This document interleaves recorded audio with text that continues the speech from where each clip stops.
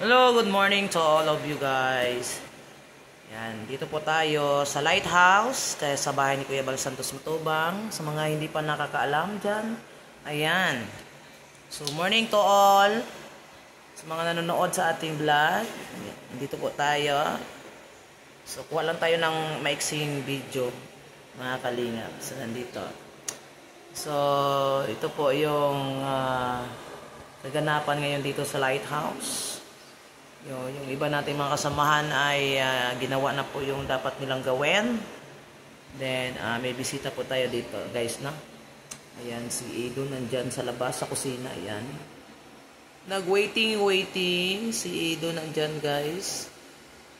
Ayan, kasi meron nga yung, guys, mag-ayuda ng mga school supplies, no?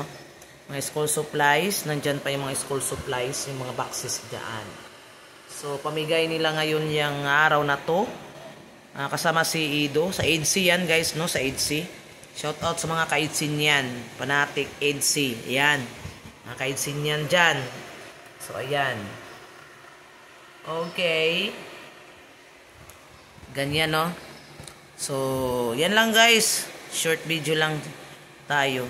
Paalam lang natin sa inyo na may ganap dito sa Lighthouse. Yun lang. Short lang. Bye-bye.